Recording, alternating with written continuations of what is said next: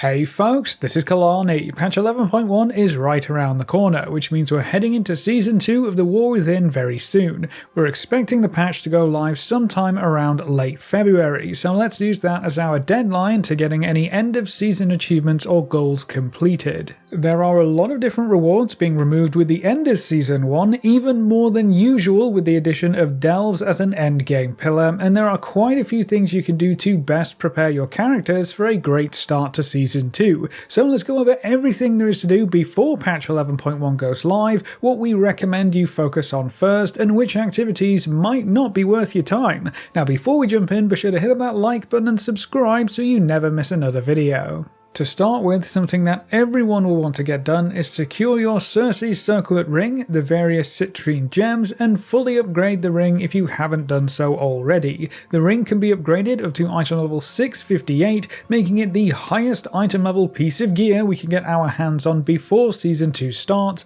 and the dev team have said that this ring will remain relevant through a good portion of Season 2, and it should compete directly with heroic raid equivalent gear. That means that you're not going to replace it until you start reliably getting hero upgrade track items, and even then, with the different gems offering different effects, it may be worth keeping to add some defensive or utility options in specific situations. The main takeaway here is the ring is powerful, so you should definitely fully upgrade it before Season 2. All you need to do is work through the Siren Isle quests that start with Dawn in Dornagal. Follow those through and you'll get the ring. After that, you're looking for these pink triangle important quests on Siren Isle. They reward you with the raw citrines that you need to upgrade your ring's item level. These were previously unlocked on a weekly schedule, but you can just blast through them all one after another at this point. All of these quests are very easy and most of them are quite quick, so fully upgrading your ring shouldn't take very long at all.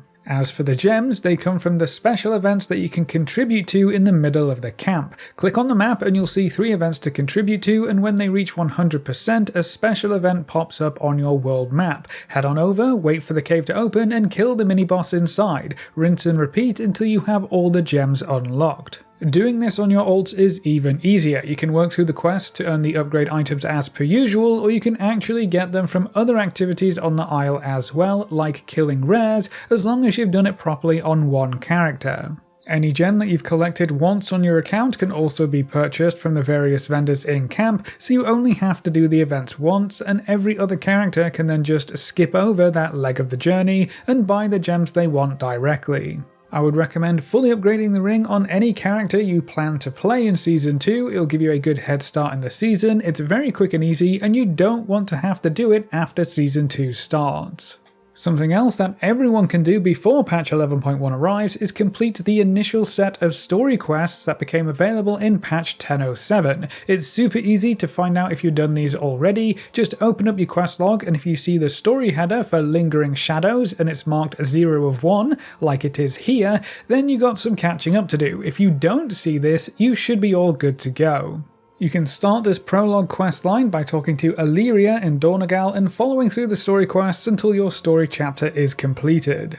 Usually, these initial quest lines are required to start the new story content in a new patch, but this time might be different. On the PTR, the dev team updated things so you can start the new patch 11.1 story content without having to complete the prologue, but I'm not sure if that was just for testing or if it's how the actual patch is going to work. Personally, I would get these quests done just to be safe, and it's interesting to see how the story pieces together anyway. With patch 11.1 introducing a new season, there are also a whole bunch of seasonal rewards that will be going away or will become unobtainable after Season 1 ends. To start with, let's look at delves. With the start of Season 2, we'll get a new delve mount and new customization options for it, so if you want to collect all of the options for the Delver's dirigible, you want to get that done before the season ends. This includes working your way through the seasonal track and purchasing all of the schematics from the delve vendors. These unlock options are still available on the PTR for patch 11.1, but they cost significantly more resonance crystals, so you should buy them up while they're cheap as chips. You can also pick up the Tier 11 Delve achievement by finishing a Tier 11 Delve with lives remaining, which rewards you with the High Explorer title. This one does seem to be available in Season 2, but that could just be PTR being PTR, so I would get this one done just in case. Now, pretty much every achievement related to Zekfir is seasonal. You can get the Nemesis achievement for killing Zekfir on any difficulty before the start of Season 2, and that rewards you with the Zekfir's Raptorial Spine back transmog appearance. If you clear the higher difficulty, even in a party, you'll earn the Hunting the Hunter achievement, which rewards you with the Ascension Breaker title. And then the big one is for soloing Zekfir on the higher difficulty, which earns you the Let Me Solo Him achievement and the Void version of your Delver dirigible mount. If you're up for a challenge to prove yourself, solo Zekfir should definitely be on your list. And then the last thing you can do relating to delves is more of a preparation thing. When Season 2 starts, Bran will be sticking around. We lose his curios, so don't worry about gathering and upgrading all of those if you haven't done so already, but his level is going to carry over. His max level right now in Season 1 is level 60, so you can get Bran to level 60 right now, and that will put you in the best possible position to jump straight into delves and start climbing through the tiers again. Now, when the season starts, the required experience to get Bran up to level 60 will be reduced to help everyone else catch up, so this is going to be up to you. You can level him now and have it done so you're ready for Season 2, or you can just wait for now and leveling him later will be faster, but you will be starting Season 2 with a lower level Bran, which might make progressing delves just a teeny bit harder, so the choice is going to be up to you. As always, there are various raid achievements and rewards that are only available until the end of the season as well. You'll need to kill Queen Anserek on heroic difficulty to get your hands on the Ahead of the Curve achievement, and then the Cutting Edge achievement requires you to kill the last boss on Mythic. Both of these achievements are only available until the end of the season, so time is ticking. Over on the dungeon side of things, you'll need to reach specific rating breakpoints to obtain seasonal achievements. 1500 rating will reward you with the Keystone Conqueror achievement, which rewards you with the Tempered title. Getting up to 2000 Mythic Plus rating will earn you the Keystone Master achievement and the Diamond Mech Suit mount, which is really cool, so I would definitely try to get your hands on that one. If you want to push a bit further, you can get the Keystone Hero achievement at 2500 rating, and that is going to reward you with the Luminous Nerubian Catalyst Stone that unlocks new effects on your Season 1 tier set gear. Another reward with a time limit on it are the Season 1 dungeon portals. If you complete a Keystone on plus 10 or above within time, you'll earn the Keystone Hero achievement for that dungeon, which also rewards you with a special teleport spell that lets you teleport directly to those dungeon entrances. These teleports can be useful for quickly getting to the dungeons while the season is active, but they're also great for moving around the world and getting to different locations quickly. And you never know, in a couple of expansions time, you may want to go back to some of these dungeons for transmog farming, so they're super useful to pick up. Each teleport spell is now also unlocked across your entire warband, so they're even more useful now than they used to be. And then if you want to do a little bit of preparation work for Season 2, you could also take a look at the new dungeon rotation and refresh yourself on how those dungeons work. They'll have most of the same bosses, trash and abilities, though from the current PTR changes, most dungeons will actually be made quite a bit easier, so if you haven't run some of these dungeons in a little while, it might be worth running through them once or twice to give yourself a refresher before the season goes live. There are also various PvP rewards going away with the start of Season 2. The Season 1 Gladiator title and mount will no longer be available, so if that's on your bucket list, then time is running out. There's also the Vicious Skyflayer mount that you can pick up by winning rated PvP matches, and the Elite PvP Transmog sets will be unavailable later on as well. You can nab those by getting up to 1800 rating in rated PvP. All of these rewards are seasonal, so you don't have too much longer to collect them. This is probably a good point in the video to go over the seasonal currencies that will be getting reset as we head into patch 11.1 and Season 2. To start with, all of your crests will be getting reset and we'll have to earn them all again, so don't feel like you have to save your crests for the start of Season 2 or anything like that. The same goes for Valor Stones. They're going to be wiped clean with the start of the new season, so you can freely spend all of your Valor Stones and crests on upgrades right now. Now, if you want to be a little bit cheeky and get some extra Valor Stones in for the new season, you can stock up on odd globs of wax. We were able to stockpile these just before the start of Season 1 and trade them in for Valor Stones as you needed them. One glob of wax is one Valor Stone, and I personally wouldn't go out of my way to farm this stuff, but if you come across some globs of wax in your adventures between now and the start of Season 2, maybe just hold on to them for now. The Valor Stones will be worth more in Season 2, especially at the start, so there's no real point in trading in your globs of wax before the new season starts. On the PvP side of things, your conquest will definitely be getting reset, so there's no point in holding onto your conquest points either.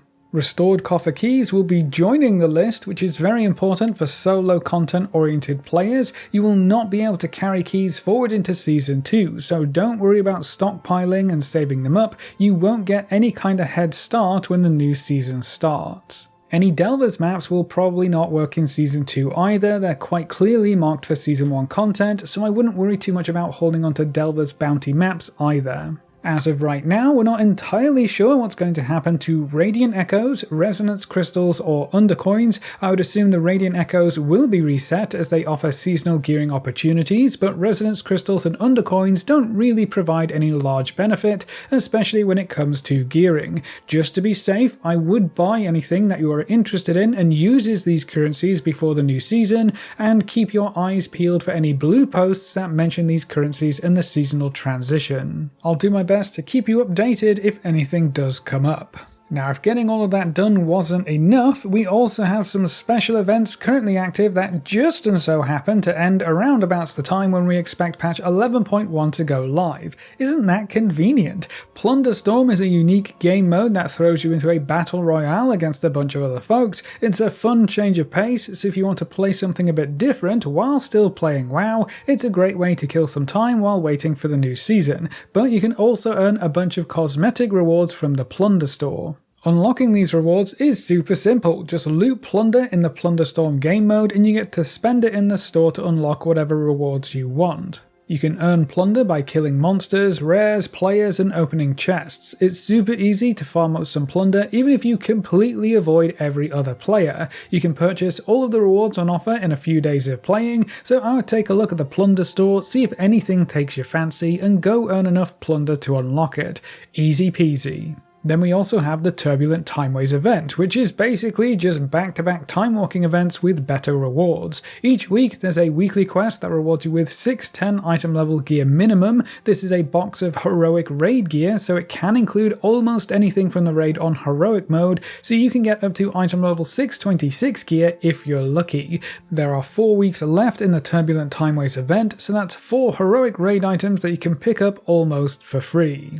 You can also earn the new Timely Buzzbee mount by taking part in the event. All you have to do is run 4 time-walking dungeons to earn the Mastery of Timeways buff, and then you need to do that in 5 different weeks. If you're already doing the weekly quests for gear, you should complete this pretty much automatically. Now sadly, there are only 4 weeks left in the event at this point, which means you would need to have gotten credit for at least 1 previous week in the event. To check your progress, just open up your achievements panel and search for Master of the Turbulent Timeways 2 achievement, and that will show you how many weeks and buffs you need to get. It's also a great time to visit each time-walking vendor when their event comes up. Every vendor has some new rewards since the anniversary event late last year, and we usually have to wait several weeks in between each of these vendors becoming available, so now is the best time to do any of your time-walking shopping. Just pop by each vendor as the weeks go by, check out the new and old rewards, and see if there's anything you want to pick up.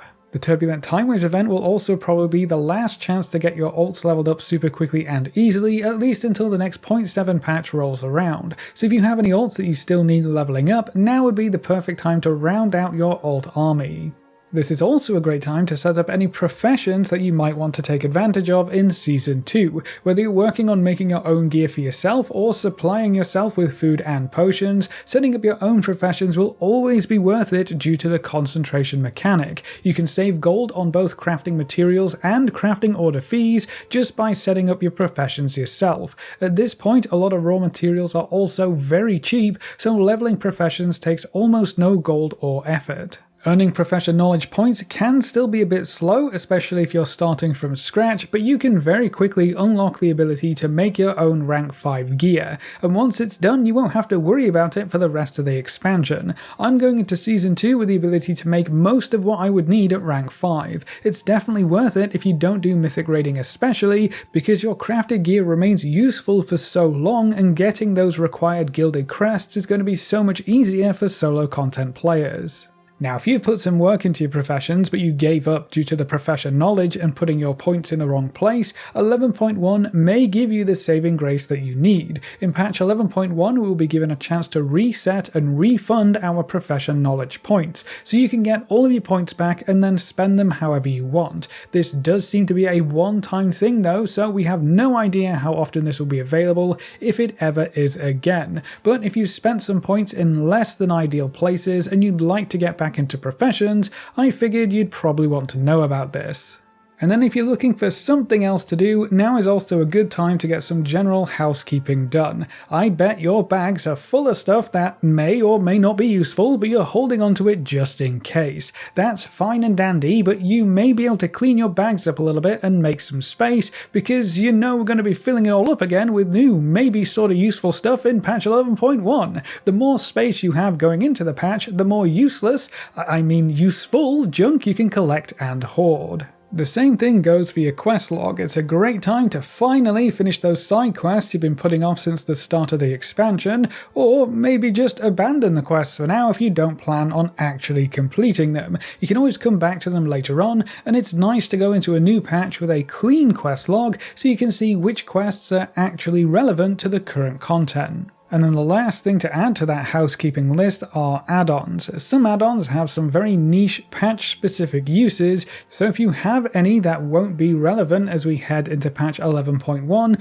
it's a good time to clean up your add-ons too. We're also going to see quite a lot of user interface changes and quality of life updates in the new patch, which might make some add-ons less impactful or necessary. And then the last thing on this list is going to be gear. Gear always comes up in these preparation videos. Should you gear up, and what is a good item level as we head into Season 2 and patch 11.1? Honestly, gear doesn't matter that much. The only piece of gear I would recommend you work on is the Cycres Circlet ring. Get that upgraded for sure, but anything else is just kinda gravy. Better gear will help you kill things faster and move through content quicker, but every activity is going to reward significantly better gear in Season 2, so gearing up will be much easier when the new season rolls around. Almost every endgame pillar is also going to be more rewarding and easier to progress through. The two big ones right now are Delves and Mythic Plus dungeons. Delves are going to let you upgrade gear much further than before, and Mythic Plus will be much easier this time around, and you'll get better rewards earlier in the system.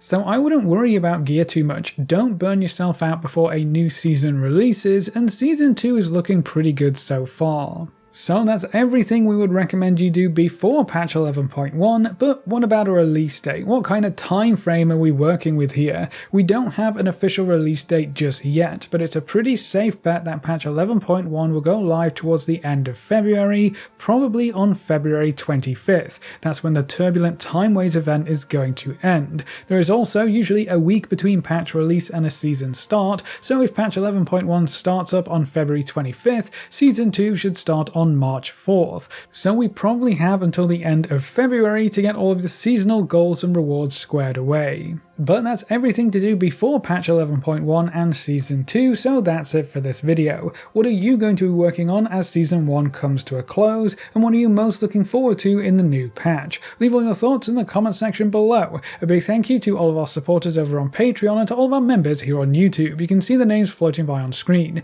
If you're interested in supporting the channel, you can find links in the description or click the join button just below the video. If you enjoyed the video or found it useful in any way, make sure to subscribe and ring that notification bell so you're always kept up to date. Thanks for watching, folks. Good luck and have fun, and as always, I will see you next time.